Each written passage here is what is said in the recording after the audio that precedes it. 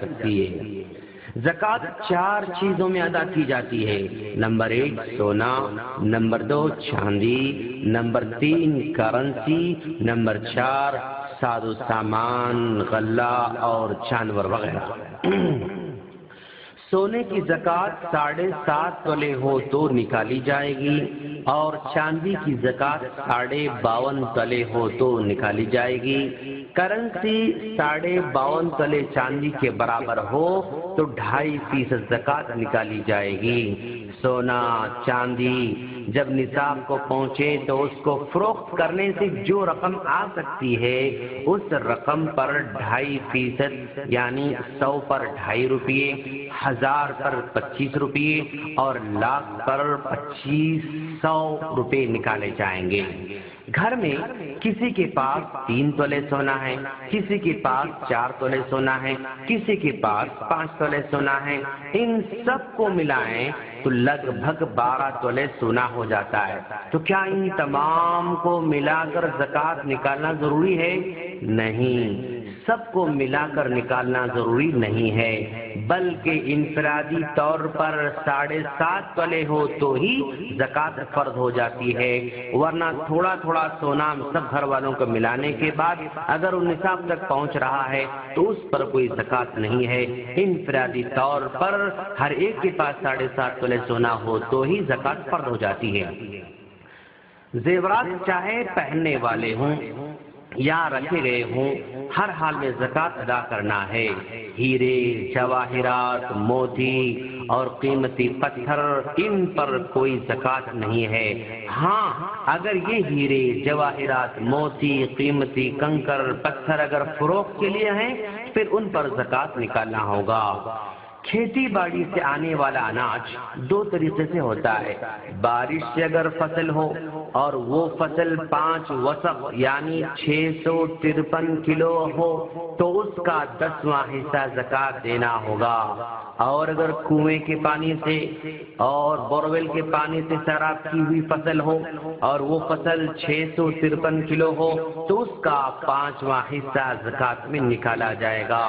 اور یہ فصلوں کی زکوٰۃ جب جب فصل ہوگی تب تب زکوٰۃ ادا کرنا ہوگا، یعنی سال میں اگر ایک فصل ہو تو 1 مرتبہ زکوٰۃ نکالیں گے، اگر سال میں 2 مرتبہ فصل آئے تو 2 مرتبہ زکوٰۃ نکالیں گے، اور اگر سال میں 3 مرتبہ ہم فصل لے رہے ہیں تو 3 مرتبہ زکوٰۃ نکالنا ہوگا۔ اور جتنی بھی ترکاریاں ہوتی ہیں ان کو فروخت کرنے پر اتنی رقم آ جائے جو 52.5 تولے چاندی کے برابر ہو تو پھر اس پر زکوٰۃ نکالی جائے گی۔ اگر آپ کے پاس 40 سے لے کر 120 تک بکریاں ہیں تو ایک بکری زکوٰۃ میں ادا کریں گے۔ 120 سے لے کر 200 تک 2 بکریاں، 200 سے 300 تک 3 بکریاں، اس کے بعد ہر 100 پر ایک ایک بکری نکالی جائے گی۔ اگر آپ نے کسی کو قرضہ دے رکھا ہے، آپ جب قرضہ مانگیں تو وہ واپس دے سکتا ہے، تو اس دیے گئے قرضے پر آپ ہی کو زکوٰۃ نکالنا ہوگا۔